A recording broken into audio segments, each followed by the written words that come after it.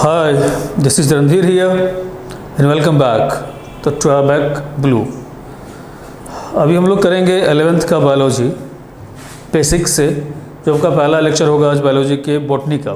Zoology का तो हो चुका है, तो स्टार्ट करते हैं जर्नी अपनी एंड डायरेक्टली आते हैं अपने पॉइंट्स पे ना, कम टू द पॉइंट्स। तो हम लोग क्या है, क्लास 11 बायोलॉजी, और इस बायोलॉजी में जो आज अब करेंगे हम दैट इज व्हाट बॉटनी। कुछ भी पढ़ने से पहले थोड़ा एक बेसिक इन्फॉर्मेशन ज़रूरी होता है आपके लिए, और अगर वो चैप्टर पढ़ना है तो क्यों पढ़ेंगे, उसका वेटेज आपके नीट में कितना है। कि पढ़ने का दो पर्पस है हमारा, जब कुछ आप पढ़ाई करेंगे तो उसका वेटेज अकॉर्डिंग टू नीट कितना है और कंटेंट क्या आ रहा है। तो बायोलॉजी को बोला जाता है मेमोराइज करेंगे, कभी मेमोराइज करने की ज़रूरत नहीं है, हम लोग देख लेंगे तुरंत यहाँ से। तो पहले एक इन्फॉर्मेशन लेते हैं कि बायोलॉजी की बात आती है, बायोलॉजी है क्या। पहले अब डायरेक्ट आए, दो वर्ड है हमारा, एक है बायोलॉजी वर्सेस लाइफ साइंस। पहले बायोलॉजी कहते थे, बट नाउ डेज बायोलॉजी हो चुका है काफ़ी फास्ट, और उसको हम लोग कहते हैं now this is known as life science. तो दोनों में क्या डिफरेंस है देखते हैं, तब आते हैं इसके टर्म्स वगैरह पे। कि जब बायोलॉजी की बात करते हैं तो आपको ये चीज़ें पता है कि टू वर्ड्स है लैटिन के, बायोस और लोगोस। बायोस लाइफ की बात करता है, वो लाइफ जिसमें वो लिविंग ऑर्गेनिज्म की बात करेंगे। अब लिखेंगे कुछ नहीं, बस एक बार फोकस करेंगे, living organisms. Logos is study. ये इन्फॉर्मेशन आपके पास पहले से है, कोई नई बात नहीं यहाँ पे। तो आप कह सकते हैं बायोलॉजी क्या हो रहा है हमारा, स्टडी ऑफ या branch of science. Biology science हमारा, तो साइंस को डिफाइन करता हूँ मैं तुरंत 2 मिनट में। Study of living organisms, done. और लिविंग ऑर्गेनिजम्स की बात, कितने लिविंग ऑर्गेनिजम्स हमारे पास, या तो वो प्लांट्स की बात करेगा या फिर एनिमल की बात करेगा, डन। मतलब या तो प्लांट्स की बात करेंगे या फिर एनिमल्स की बात करेंगे, और इसका स्टडी अगर करना होता है तो हम लोग कहते हैं बायोलॉजी पढ़ रहे हैं, एज यूजुअल जो चीज़ें आती हैं सामने में। बट नाउ डेज अब चीज़ें आगे क्या कि हम लोग अर्थ पे हैं, डन। तो डिफॉरेस्टेशन होता जा रहा है, पॉपुलेशन बढ़ता जा रहा है, स्पेस घटता जा रहा है, तो हम लोग अदर स्पेस पे या अदर प्लैनेट पे लाइफ की नॉट लिविंग ऑर्गेनिज्म की पॉसिबिलिटी का स्टडी करने में लगे हैं कि वहाँ पे लाइफ पॉसिबल है कि नहीं है, और अगर है तो वह किस तरह से चीज़ें आएंगी। तो अब जो स्टडी करते हैं आप, लाइफ का भी करते हैं कि किसी अदर प्लैनेट पे लाइफ पॉसिबल है कि नहीं। उसके बाद अगर लाइफ है फिर वहाँ के ऑर्गेनिजम्स कैसे होंगे, तब लिविंग ऑर्गेनिजम्स की बात आएगी।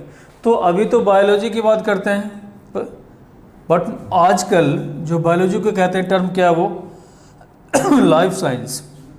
लाइफ साइंस में क्या करते हैं आप, ये है लाइफ का भी स्टडी करेंगे आप, study of life and living organisms.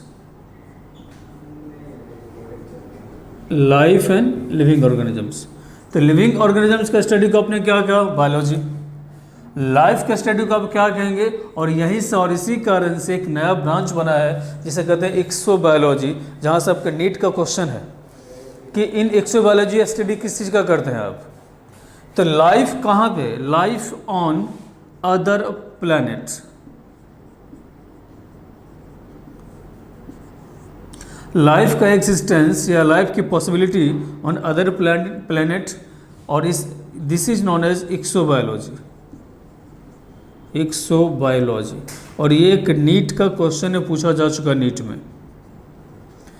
अभी आपके सिलेबस में ही नहीं कर रहे हैं, बस पहले ये कर रहे हैं कि जनरली जैसे आप बायोलॉजी कहते थे, आज से आप क्या कहेंगे, आपको क्या पढ़ रहे हैं, लाइफ साइंस। और इसी जो लाइफ साइंस पढ़ता है नाउ डेज, पहले बायोलॉजिस्ट कहा जाता था, नाउ डेज आप कहते हैं लाइफ साइंटिस्ट। जितनी हॉलीवुड की मूवीज़ देखी होगी आपने, वहाँ पे अगर हॉलीवुड की मूवी जो साइंस फिक्शन है जितना, अगर अदर प्लैनेट में जाके लाइफ की बात करता है तो जैसे ही जाता है टेक ऑफ करता है यहाँ से, एक लाइफ साइंटिस्ट जरूर होता है या होती है। तो लाइफ साइंटिस्ट ये देखेगा कि वहाँ के सिनेरियो के अकॉर्डिंग वहाँ पॉसिबिलिटीज़ कितनी है जिंदा रहने की और हमारे अपने सर्वाइवल की। तो लाइफ साइंस तो जो लाइफ साइंस का स्टडी करेगा उसको आप क्या कहेंगे? लाइफ साइंटिस्ट, जो आजकल प्रचलन में है। और जो बायोलॉजी का स्टडी करता है उसको आप क्या कहेंगे? बायोलॉजिस्ट। चीज़ आ रही है समझ में? तो हम लोग किसका स्टडी करेंगे नाउ? अभी से अब 10th तक आपने पढ़ा है बायोलॉजी, बट आज से आप करेंगे लाइफ साइंस, ना कि बायोलॉजी। क्लियर है ये? तो दोनों में ज़्यादा फास्ट कौन हो गया, बायोलॉजी या फिर लाइफ साइंस? ऑब्वियस है लाइफ साइंस। क्यों? क्योंकि लाइफ साइंस में लाइफ भी पढ़ेंगे आप। एक्सोबायोलॉजी किसका पार्ट होगा, लाइफ साइंस का कि बायोलॉजी का? लाइफ साइंस का। एंड एक्सोबायोलॉजी में आप, एक्सोबायोलॉजी का एक और नाम है एस्ट्रोबायोलॉजी। एस्ट्रोबायोलॉजी, इस चीज़ को ध्यान देंगे आप। ब्रांच है बायोलॉजी का जिसमें स्टडी करते हैं आप branch of life science in which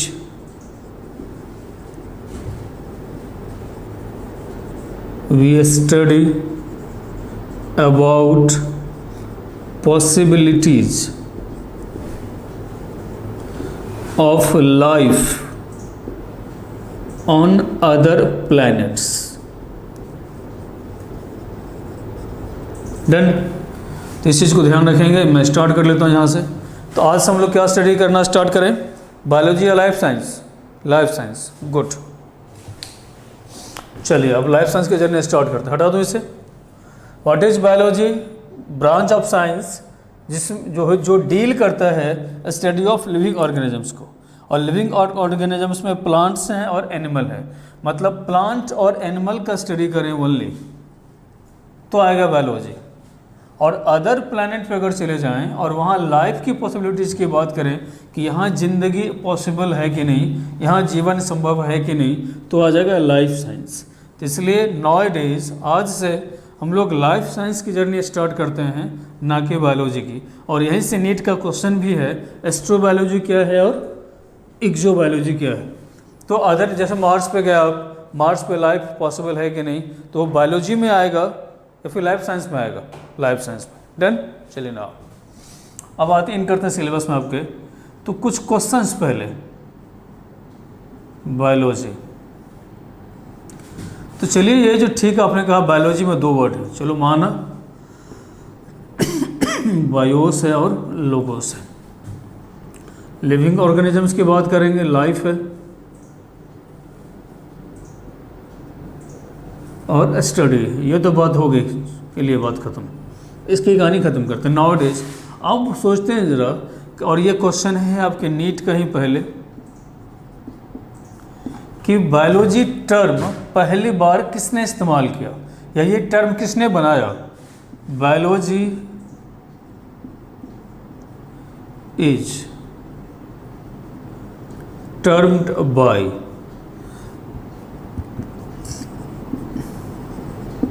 फिर फादर की बात करते हैं। चलिए पहले इसको कर लेते हैं। तो बायोलॉजी इज टर्म्ड बाय, किसने टर्म दिया? तो आपके जहन में आ रहा होगा अरिस्टोटल।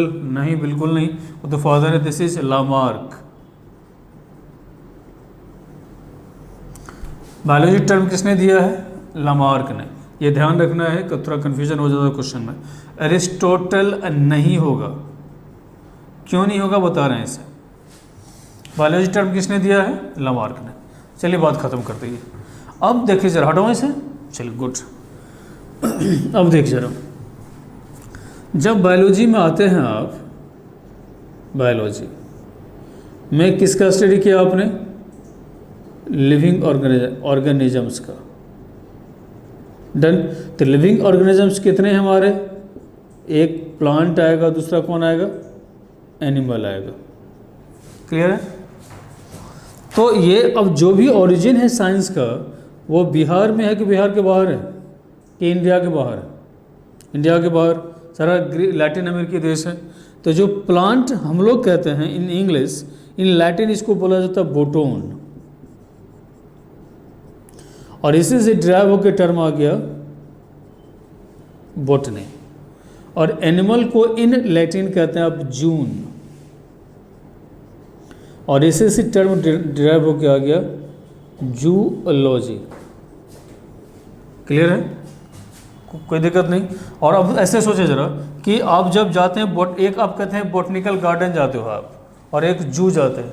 जब आप जू जाते हैं तो आप प्लांट्स को देखने जा रहे हैं कि एनिमल को देखने जा रहे हैं। और जू क्यों बोला गया? जू इज व्हाट? चिड़ियाघर। तो जून मतलब होता है June is Latin word, in English is animal, Hindi क्या कहेंगे? जानवर। आ रही चीज़ें समझ में? चलिए, तो इसका मतलब जब बायोलॉजी की बात करेंगे तो बायोलॉजी के कितने ब्रांच हो गए हमारे? प्लांट और एनिमल, और प्लांट से आ गया बॉटनी, और एनिमल कौन आ रहा है? जूलॉजी।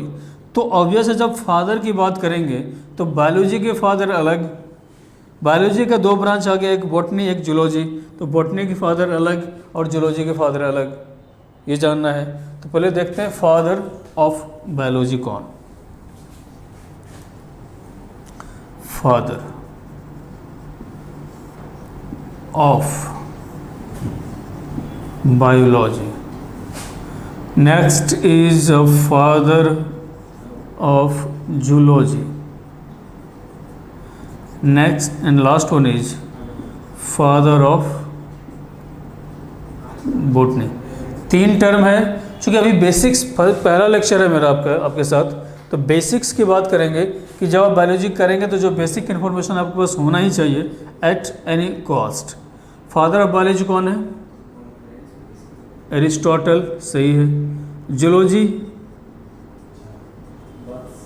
और बॉटनी आपको याद रखना है थियोफ्रेस्टस, थियोफ्रेस्टस। और ये कोई बस एक इन्फॉर्मेशन आपके साथ शेयर कर रहा हूँ और कोई बड़ी बात नहीं यहाँ पे। यहाँ तक क्लियर है? तो बायोलॉजी का एक आइडिया मिला आपको, बायोलॉजी क्या है, लाइफ साइंस क्या है, एक्सोबायोलॉजी क्या है, एस्ट्रोबायोलॉजी क्या है। लाइफ साइंस में किसका स्टडी करेंगे आप? बायोलॉजी में 2 ब्रांच क्यों आ जाता है, एक बॉटनी एक जूलॉजी। तो बॉटनी में किसका स्टडी करेंगे आप? बोटोनिज मतलब व्हाट? प्लांट का। जूलॉजी में किसका स्टडी करेंगे आप? एनिमल्स का। फादर ऑफ बायोलॉजी कौन है? एरिस्टोटल। जूलॉजी का भी एरिस्टोटल, और बॉटनी के फादर कौन? थियोफ्रेस्टस।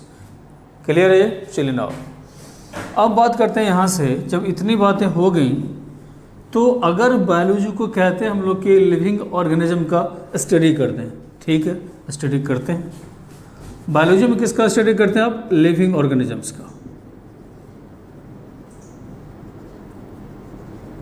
डन। तो लिविंग ऑर्गेनिज्म आप किसे कहेंगे?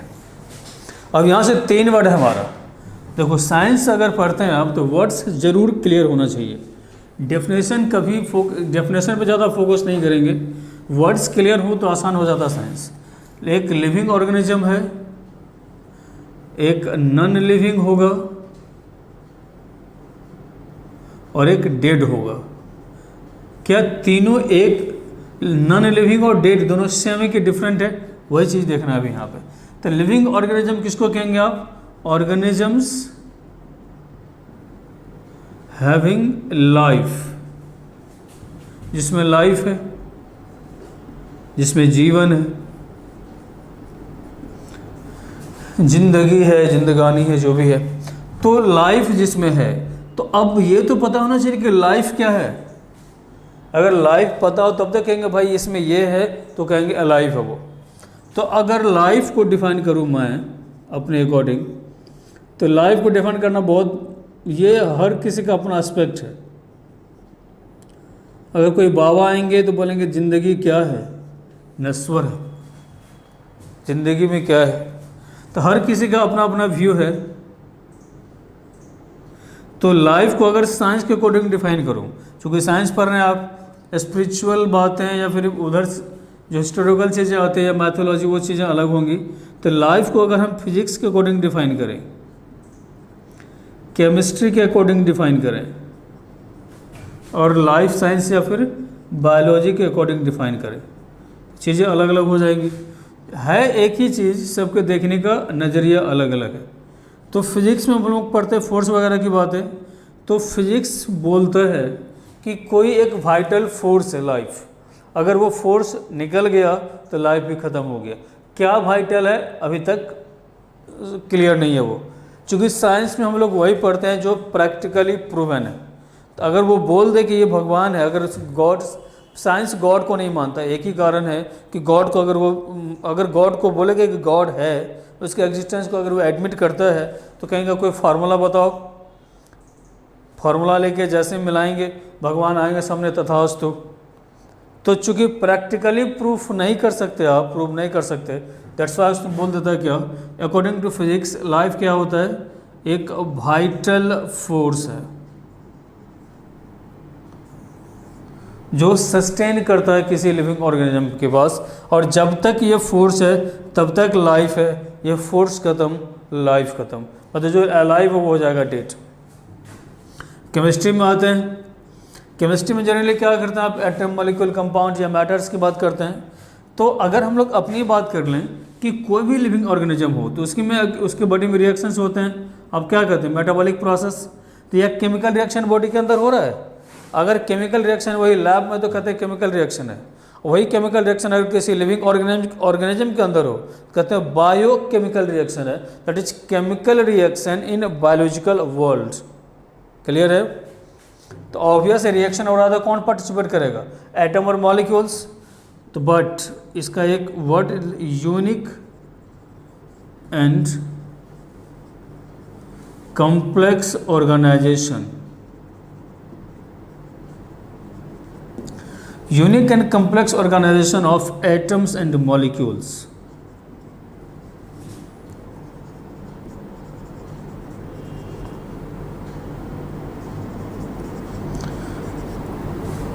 अब चूंकि जो भी रिएक्शंस होते हैं कौन करेगा, एटम और मॉलिक्यूल्स ही, जो और उस रिएक्शन को रिप्रेजेंट कैसे करता है, in the form of life. What is life according to chemistry, unique है, complex organisation of atom molecules है, जो रिप्रेजेंट करेगा अपने आप को मेटाबॉलिक रिएक्शंस के द्वारा। क्लियर? चलिए, which express itself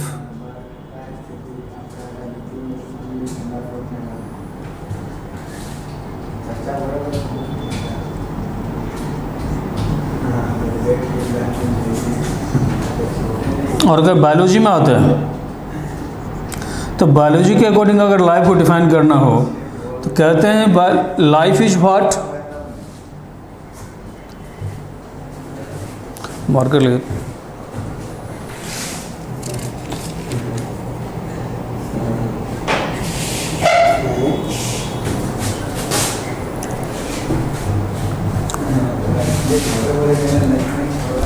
चलिए बायोलॉजी आगे कर लेते हैं।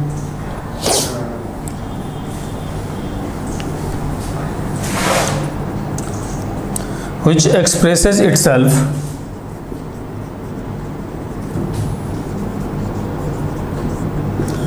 through biochemical reactions.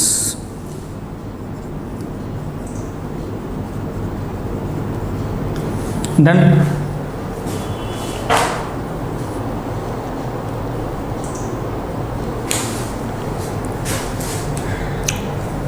हटा दूँ, और बायोलॉजी के अकॉर्डिंग तो करना ही, अभी जो मेटाबॉलिज्म की बात करेंगे या बीएमआर की बात करेंगे। हटाऊँ? आई होप लाइफ समझ में आ रहा होगा।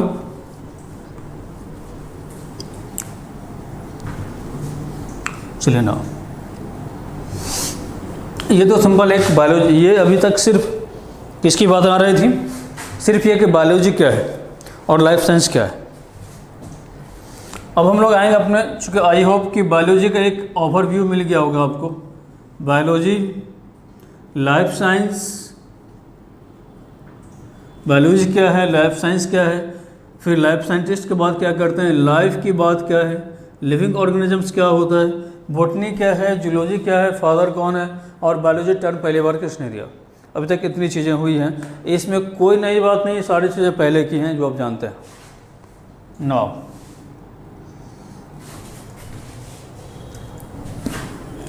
अभी करते हैं आपके सिलेबस में जो पहला यूनिट है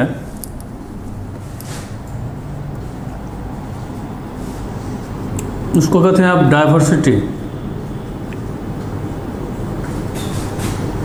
इन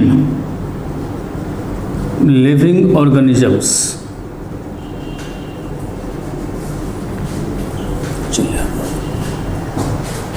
यूनिट 1, और जब इसके चैप्टर्स की बात करेंगे, जो जो पढ़ना है इसमें नंबर 1 पढ़ना है आपको the living world.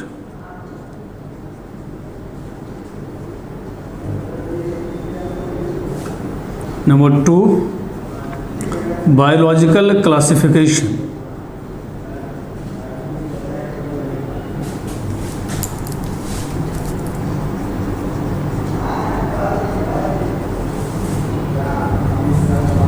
Number 3 plant kingdom.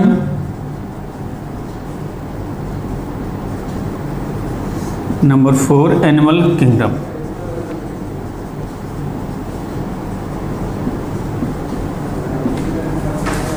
ये आपके 11th का पहला यूनिट है। यूनिट का नाम डाइवर्सिटी इन लिविंग ऑर्गेनिजम्स। और एक एक वर्ड को क्लियर करते चलेंगे, डेफिनेशन के बाद बिल्कुल नहीं। वर्ड्स पे पकड़, डेफिनेशन अपने आप बनता चला जाएगा। और इसमें, और ये यूनिट कंप्लीट होगा कितने पार्ट में? 4 पार्ट्स। अब बात आती है कि अगर इसको कंप्लीट करते हैं तो हमारा कितना पर्पस सॉल्व होता है। तो अगर आप नीट की बात करते हैं यहाँ से, कि इस चैप्टर से नीट का वेटेज कितना है? Up to 5%। मतलब टोटल पढ़ने पे आपको नीट में मैक्सिमम कितने क्वेश्चन कितने मिलने वाले हैं? Up to 2 to 5। सिर्फ 2015 में क्वेश्चन थोड़ा ज़्यादा आ गया था, अप टू 13 क्वेश्चन था, उसके बाद कभी नहीं आया ऐसा। तो इस चैप्टर को पढ़ने का पर्पस क्या है? नीट में कितना सिक्योर करना है? 5%।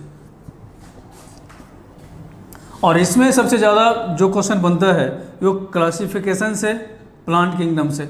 एनिमल किंगडम से क्वेश्चन बहुत कम है। मतलब जितना आप पढ़ेंगे रिस्पेक्टिव, जितना डाटा आएगा उसके रिस्पेक्टिव बहुत कम क्वेश्चन मिलेगा आपको नीट के लिए।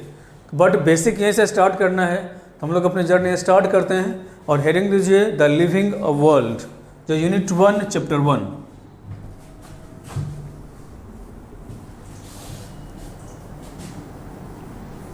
Living world.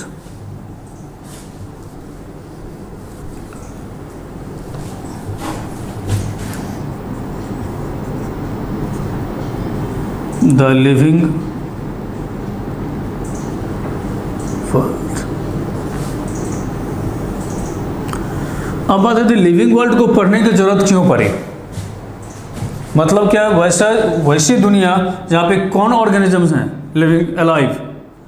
Living world organisms की अपनी दुनिया है और उसको टोटल जानना है यहाँ पे। और जो पहला जो यूनिट का नाम क्या है? डाइवर्सिटी।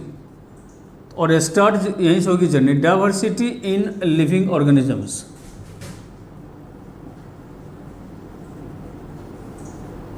तो लिविंग ऑर्गेनिज्म आप समझ रहे हैं, वैसा ऑर्गेनिज्म जिसमें लाइफ है। चलो क्लियर ना हो। तो डाइवर्सिटी का मतलब क्या होता है? Diversity is what? वेरिएशन। इसका मतलब कि जितने लिविंग ऑर्गेनिजम्स हैं इस कायनात में, इस अर्थ पे या इस यूनिवर्स में, हम लोग अर्थ की बात करेंगे तो जितने भी लिविंग ऑर्गेनिजम्स हैं सब एक ही तरह के हैं कि सब में वेरिएशन है। वेरिएशन है तो ऑब्वियस है सारे, और उसी हम लोग कहेंगे वेरिएशन है। बायोलॉजी उसी के लिए वर्ड इस्तेमाल करता है, डाइवर्सिटी है।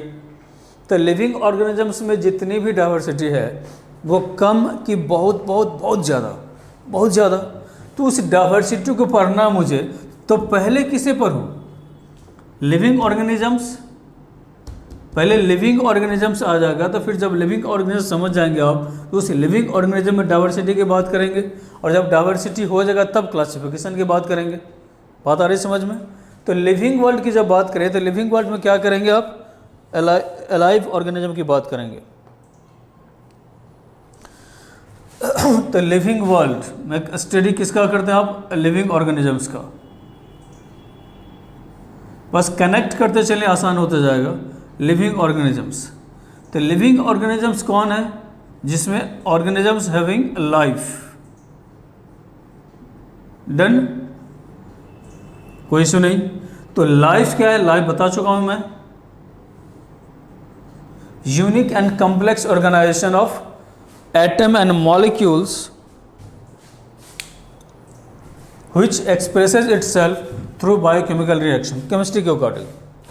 लेकिन आप लिविंग ऑर्गेनिज्म के जब कैरेक्टरिस्टिक पे आएंगे तो लिविंग ऑर्गेनिज्म कौन है, एक या लाइफ की जब बात करेंगे यहाँ से तो एक वर्ड पे आते हैं डायरेक्ट हम, तो लिविंग ऑर्गेनिजम्स जिसमें लाइफ है, life vital force according to physics, unique and complex organization molecule और एटम का है अकॉर्डिंग टू केमिस्ट्री, और जब बायोलॉजी के अकॉर्डिंग करते हैं तो ये कुछ बायोकेमिकल प्रोसेसेस जो हमारे BMR को मेंटेन करेगा। तो BMR is what, this is basal metabolic rate, done. और जब कैरेक्टरिस्टिक की बात करेंगे तो वहाँ चीज़ें अलग आने वाली है, तो वहाँ ग्रोथ रिप्रोडक्शन की बात करेंगे, बहुत सारी चीज़ें आएंगी। तो अभी सिर्फ पहले ये बात कि बेसल मेटाबॉलिक रेट, अब जानते हैं दो टर्म है नया, एक बेसल और दूसरा मेटाबॉलिक। तो मेटाबॉलिक आई होप आप जानते होंगे पहले से। तो मेटाबॉलिज्म होता क्या है, एक इन्फॉर्मेशन आप जानते हैं, बस यहाँ पे एक इन्फॉर्मेशन लेना है, तो बस एक टर्म दिया गया और कोई नई बात नहीं है।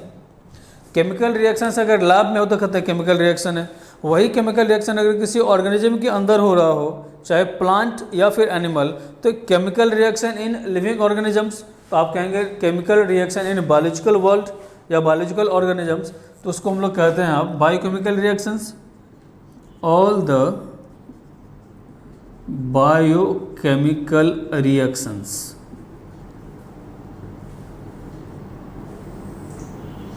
summation of all the biochemical reactions is called what, metabolism। इतना लंबा चौड़ा लिखने की ज़रूरत नहीं है, बस एक ही बात है कि जितने भी बायोकेमिकल रिएक्शंस हैं, तो बायोकेमिकल रिएक्शंस का क्या मतलब, केमिकल रिएक्शन जो किसी बायोलॉजिकल वर्ल्ड में हो रहा होगा, biochemical, chemical reaction in biological world मतलब chemical reaction in any organisms. I hope ये वर्ड क्लियर हो रहा होगा। इसका मतलब क्या है, chemical reaction in any organisms, किसी ऑर्गेनिज्म में जो केमिकल रिएक्शन हो रहा है उस रिएक्शन को क्या करें आप, बायोकेमिकल। अब जब केमिकल रिएक्शन, थोड़ा सा केमिस्ट्री में चलते ना, केमिकल रिएक्शन कितने टाइप्स के होंगे, किसी भी ऑर्गेनिज्म की अगर बात करें तो केमिकल रिएक्शन कितने टाइप्स के हो सकते हैं ब्रॉडली, या तो कंस्ट्रक्टिव होगा या फिर डिस्ट्रक्टिव होगा, दो ही हो सकता है ब्रॉडली अगर देखा जाए। हटाओ इसे, केमिकल रिएक्शंस कितने टाइप्स के, 2 टाइप्स ब्रॉडली, और वही केमिकल रिएक्शन होना कहाँ पे है, इन लिविंग ऑर्गेनिजम्स। और अगर केमिकल रिएक्शन की बात कर लें, केमिकल रिएक्शन 2 टाइप्स के हैं, डिस्ट्रक्टिव एंड कंस्ट्रक्टिव। क्लियर। तो जो डिस्ट्रक्टिव रिएक्शंस है तो हम लोग कहेंगे डिस्ट्रक्टिव है अपने लैंग्वेज में, और इसी को बायोलॉजी बोलता है दिस इज कैटाबॉलिक रिएक्शन, या कैटा प्रोसेस होता तो कैटाबॉलिज्म। हम लोग कहेंगे कंस्ट्रक्टिव है, और इसी के लिए बायोलॉजी जो वर्ड लेके आता है उसको आप बोलते हैं एनाबॉलिक। डन। मतलब अगर देखा जाए तो हमारे बॉडी में कितने रिएक्शंस होते हैं एज ए होल, या तो कुछ टूट रहा होगा या कुछ फॉर्मेशन हो रहा होगा, या तो कंस्ट्रक्टिव प्रोसेस होगा या डिस्ट्रक्टिव प्रोसेस होगा। तो जो डिस्ट्रक्टिव प्रोसेस है बायोलॉजिकली उसको क्या कहते हैं आप, कैटाबॉलिक। जो कंस्ट्रक्टिव प्रोसेस है बायोलॉजिकली आप उसको क्या कहते हैं, एनाबॉलिक।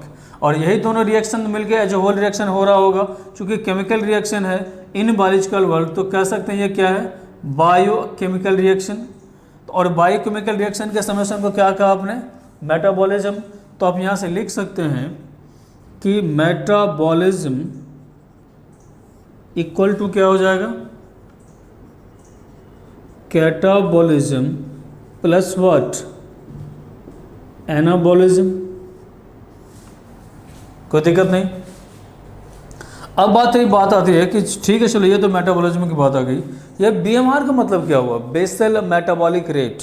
तो कोई भी अगर ऑर्गेनिज्म, आप सोचो जरा कि अगर ये एक आपको बता दिया जाए कि आपकी बॉडी में जितने रिएक्शंस होते हैं या तो कंस्ट्रक्टिव है या डिस्ट्रक्टिव है या दोनों है, तो अगर कैटाबॉलिक प्रोसेस द C और एनाबॉलिक प्रोसेस A, अगर C और A का रेशियो बैलेंस्ड है, तो मेटाबॉल तो ऑब्वियस है, जब कैटाबॉलिज्म में क्या हो रहा है, डिस्ट्रक्शन, एनाबॉलिज्म में क्या हो रहा है, कंस्ट्रक्शन। तो अगर जितना टूट रहा है उतना फॉर्म कर रहा है, तो ग्रोथ हो रहा है कि नहीं हो रहा है, नहीं। अगर कैटाबॉलिक रेट ज़्यादा हो जाए, if catabolic rate is greater than anabolic rate, तो क्या हो जाएगा, अब खुद बताएं, ग्रोथ होगा कि डिग्रोथ होगा। आदमी मोटा तगड़ा होता जाएगा कि पतला होता चला जाएगा, थिन होता चला जाएगा। क्यों? चूँकि डिस्ट्रक्टिव प्रोसेस का रेट ज़्यादा है और कंस्ट्रक्टिव प्रोसेस का रेट कम है। तो आप कह सकते हैं चलो अगर ये हमारे लिए बेहतर नहीं है, तो यहाँ क्या हो रहा है, डिग्रोथ, मतलब अच्छा नहीं है हमारे लिए। तो आप ये कह सकते हैं कि अगर एनाबॉलिक प्रोसेस का रेट ज़्यादा हो तो तब तो अच्छा है, तो ग्रोथ होगा, नहीं। अब जो भी हमारे बॉडी के साथ अगर वो बैलेंस्ड है तो सही है, ज़्यादा कम है तो वो परेशानी है। बैलेंस्ड मतलब बॉडी के रिक्वायरमेंट के अकॉर्डिंग है तो सही है, और अगर उससे थोड़ा ज़्यादा या कम है तो परेशानी हो जाता है आपके साथ। तो एनाबॉलिक प्रोसेस का रेट अगर ज़्यादा हो जाए, एनाबॉलिक रेट ग्रेटर देन हो जाए कैटाबॉलिक रेट से, ये भी सही नहीं है, ये भी क्या है, प्रॉब्लमेटिक आएगा। क्यों? क्योंकि एक आपने जाना होगा कैंसर के बारे में, सुना होगा। कैंसर में क्या होता है कि कोई अगर एक सेल है, अगर ह्यूमन बीइंग हैं तो कैंसर लेके पैदा हुए हैं, कैंसर का जीन हमारे बॉडी में है, हर किसी के बॉडी में है, बट वो इनएक्टिव स्टेज में है, उसको बस एक्टिव करना होगा। लेट मान लो कोई एक सेल है, ये न्यूक्लियस, इसमें कैंसर का जीन है, कोई कैंसर जीन को बोलते हैं ऑन्कोजीन। क्या कहते हैं? ऑन्कोजीन। एक्चुअली ऑन्कोस इज कैंसर, इसलिए कैंसर का स्टडी को कहते हैं हम ऑन्कोलॉजी, और कैंसर के डॉक्टर बोलते हैं ऑन्कोलॉजिस्ट। सुना होगा आपने, ऑन्कोलॉजी, ऑन्कोजीन। तो चूंकि जब तक ये इनएक्टिव स्टेज में, तो इसको कहते हैं दिस इज प्रो ऑन्कोजीन। तो प्रो वर्ड जहाँ भी लग जाता है इसका मतलब होता है वो इनएक्टिव है, मतलब ये अभी कैसा है, एक्टिव की इनएक्टिव, इनएक्टिव, ठीक। अब अगर किसी भी तरह से इस जीन को कोई एक्टिव कर दे, तो एक्टिव करेगा तो बन जाएगा यहाँ पे ऑन्कोजीन। डन। तो कोई भी ऐसा एजेंट जो प्रो ऑन्कोजीन को ऑन्कोजीन में कन्वर्ट कर दे, उसको बोलते हैं ऑन्कोजेनिक एजेंट या कार्सिनोजेनिक एजेंट, कार्सिनोजेनिक एजेंट।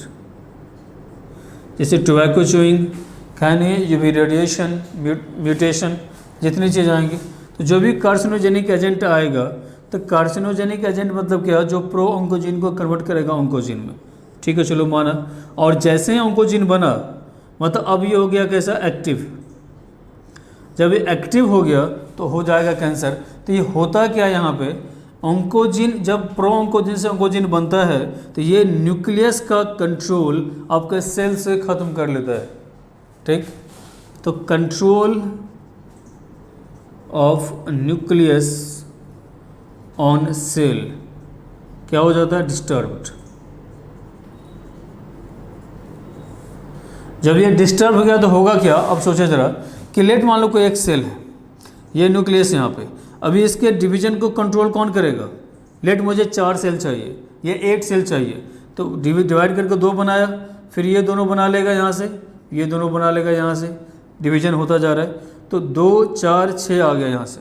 और लेट मुझे रिक्वायरमेंट 6 का ही था, तो डिवीजन कितनी बार हो गया, 1 टाइम डिवीजन, और ये सेकेंड डिवीजन, थर्ड डिवीजन। तो अब ये कंट्रोल कौन करेगा कि इतने डिवीजन के बाद रुक जाए, आगे प्रोसीड ना करे, ये कंट्रोल कौन करता है, न्यूक्लियस। क्लियर है। अब लेट मान लो कि न्यूक्लियस ने अपना कंट्रोल खो दिया। अगर न्यूक्लियस अपना कंट्रोल खोया, यहाँ तक ब्लू से मैं कर रहा हूँ, यहाँ तक कंट्रोल है, अगर कंट्रोल खो दिया तो फिर ये डिवाइड करेगा, फिर ये डिवाइड करेगा, फिर ये डिवाइड करेगा, तो इससे नंबर ऑफ डिवीजन क्या होता चला जाएगा, बढ़ता चला जाएगा। तो नंबर ऑफ डिवीजन से बढ़ने से नंबर ऑफ सेल्स बढ़ते चले जाएंगे। जब नंबर ऑफ सेल्स बढ़ता चला जाएगा तो ऑब्वियस है वहाँ पे क्या कर सकते हैं, एनाबॉलिक प्रोसेस का रेट ज़्यादा है, तो सेल, अगर सेल का ग्रोथ लगातार हो रहा है, मतलब सेल डिवीजन कंटिन्यू हो रहा है, तो सेल्स के नंबर बढ़ेंगे कि घटेंगे, सेल डिवीजन कंटिन्यू हो रहा है तो सेल का नंबर बढ़ता चला जाएगा, और जब सेल का नंबर बढ़ेगा तो कहीं ना कहीं वो क्लम्प होगा या जमा होगा, डिपॉजिट होगा। तो जो नंबर बढ़ता चला जाएगा तो एक मास एग्रीगेट हो जाएगा, और इसी को कहते हैं हम लोग ट्यूमर फॉर्मेशन हुआ है। तो अगर जैसे लेट ऐसे सोचना ज़रा कि मान लो कहीं हम लोग को अगर उंड वगैरह होता है, अंड अगर कहीं यहाँ लेट यहाँ एक डैमेज हो गया, एक बड़ा सा होल हो गया यहाँ पे, तो ग्रेजुअली अपने आप क्या हो जाता है, फिलअप, और जैसे ही लेवल में आता है वो बंद हो जाता है। तो उसको कौन डिसाइड करता है कि अब बंद होना है तुम्हें? न्यूक्लियस करता है। और वही अगर न्यूक्लियस का कंट्रोल खत्म हो जाए, लगातार वो डिवीजन होता रहे तो ऊपर क्या एक लेयर डेवलप हो जाएगा, एक मास डेवलप हो जाएगा न्यू सेल्स का, और इसी को हम लोग कहते हैं क्या हो गया, वो ट्यूमर फॉर्मेशन हो जाएगा। और जैसे ही ट्यूमर होता है तो ट्यूमर होना गारंटी नहीं है कि वो कैंसर है। ट्यूमर के टाइप्स पे चलेगा, वो चीज़ें आगे हम लोग पढ़ते रहेंगे, क्योंकि पहला क्लास है तो एक इन्फॉर्मेशन है आज के लिए आपके पास कि बायोलॉजी जब पढ़ते हैं तो बायोलॉजी को पढ़ना कैसे। तो आई होप यहाँ तक चीज़ें क्लियर होंगी। तो अगर एनाबॉलिक प्रोसेस का रेट बहुत ज़्यादा हो जाए कैटाबॉलिक प्रोसेस से तो वो भी बेहतर नहीं है, वो भी प्रॉब्लमैटिक है। जब एक हार्मोनियस बैलेंस होगा दोनों के बीच, कैटाबॉलिक और एनाबॉलिक प्रोसेस के बीच, तो कहेंगे ऑर्गेनिज्म कैसा है, हेल्दी, या उसका टोटल आइडियल कंडीशन में आ रहा है। वो यहाँ तक क्लियर है? आई होप यहाँ तक चीज़ें क्लियर होंगी। अभी तक सिर्फ इतना ही डिफिनेशन डिफाइन कर पाया हूँ मैं यहाँ पे कि व्हाट इज़ लाइफ, बायोलॉजी क्या है, लाइफ साइंस क्या है, बायोलॉजी के फादर कौन, बायोलॉजी में कितने ब्रांचेज हो गए हमारे, एक्सोबायोलॉजी क्या है, एस्ट्रोबायोलॉजी क्या है, बायोलॉजी कहते थे अब लाइफ साइंस क्यों कहते हैं, आप अदर प्लैनेट पे जाएंगे तो वहाँ क्या स्टडी करते हैं, तो उसको आप क्या कहेंगे, बायोलॉजिस्ट कहेंगे या लाइफ साइंटिस्ट कहेंगे। फिर आ जाते हैं हमारे सिलेबस में जो है diversity of life in diversity in living organisms. तो लिविंग ऑर्गेनिज्म और डाइवर्सिटी मतलब वेरिएशन की बात कर लेंगे, तो वेरिएशन लिविंग ऑर्गेनिजम्स में ही आएगा। तो पहले ये देखना होगा कि लिविंग ऑर्गेनिजम्स कितने हैं, ऑब्वियस है बहुत सारे, उसमें वेरिएशन की बात आएगी तो वेरिएशन जानना होगा। तो पहले ये जानना है कि लिविंग ऑर्गेनिज्म क्या है। तो लिविंग ऑर्गेनिज्म क्या है, जिसमें लाइफ है। लाइफ क्या है, फिजिक्स के अकॉर्डिंग वाइटल फोर्स, केमिस्ट्री के अकॉर्डिंग एटम मॉलिक्यूल का कम्प्लेक्स ऑर्गेनाइजेशन जो एक्सप्रेस करता है खुद को बायोकेमिकल रिएक्शंस के फॉर्म में, और उसी बायोकेमिकल रिएक्शन को क्या कहते हैं आप, मेटाबॉलिक प्रोसेस। और मेटाबॉलिज्म क्या होता है, वही सारी चीज़ें अभी यहाँ आई हैं, कंस्ट्रक्टिव, डिस्ट्रक्टिव, कैटाबॉलिक, एनाबॉलिक, और एक बीएमआर को मेंटेन करना करेगा, और अगर बीएमआर मेंटेन है तो हेल्दी है, अदरवाइज प्रॉब्लमेटिक कंडीशन। तो कैटाबॉलिक प्रोसेस का रेट ज़्यादा तो ऑब्वियस है डी ग्रोथ अच्छा नहीं है। एनाबॉलिक प्रोसेस का रेट अगर बहुत ज़्यादा है तो भी अच्छा नहीं है, क्योंकि वहीं से कैंसरस ग्रोथ स्टार्ट हो जाता है। क्यों हो जाता है, क्योंकि प्रो ऑन्कोजिन कन्वर्ट हो जाता है किस में, ऑन्कोजिन में, और जो भी एजेंट कन्वर्ट करता है उसको कहते हैं कार्सिनोजेनिक एजेंट। और ऑन्कोस इज कैंसर, जहाँ के हम लोग कहते हैं कैंसर है, हिंदी में कहते हैं कर्क रोग है, और बायोलॉजी कहता है दिस इज ऑन्कोस, इसलिए टर्म आ जाता है ऑन्कोलॉजिस्ट। कैंसर का स्टडी को कहेंगे ऑन्कोलॉजी, जो कैंसर का डॉक्टर उसको क्या कहेंगे, कहते हैं ऑन्कोलॉजिस्ट। इसलिए जो इसका जीन है उस जीन का नाम क्या है, oncogene, pro oncogene, oncogene, carcinogenic agent, nucleus का कंट्रोल खत्म, डिस्टर्ब हो जाएगा, और अल्टीमेटली ट्यूमर का ग्रोथ या डेवलपमेंट हो जाता है। ठीक, तो नेक्स्ट क्लास में हम लोग करेंगे लिविंग ऑर्गेनिजम्स का जो फर्स्ट पार्ट हमारा, तो लिविंग ऑर्गेनिजम्स, उसमें करेंगे कि characteristic and properties of living organisms. वहाँ से क्वेश्चन एक आता है कौन इनहेरेंट है, कौन फंडामेंटल है और नहीं है। तो सारे प्रॉपर्टीज को देखेंगे लिविंग ऑर्गेनिजम्स का। उसके बाद लिविंग ऑर्गेनिजम्स टोटल कितने हैं वो देखेंगे, वेरिएशन कितना आ रहा है, स्पीसीज कितना होगा, और क्यों वेरिएशन की जरूरत, वेरिएशन अगर इतना ज़्यादा है तो क्लासिफिकेशन की जरूरत क्यों पड़ी है। क्लियर है? आज इतना ही, तब तक पढ़ते रहिए। अब till then take care, bye bye, मिलते हैं नेक्स्ट क्लास में।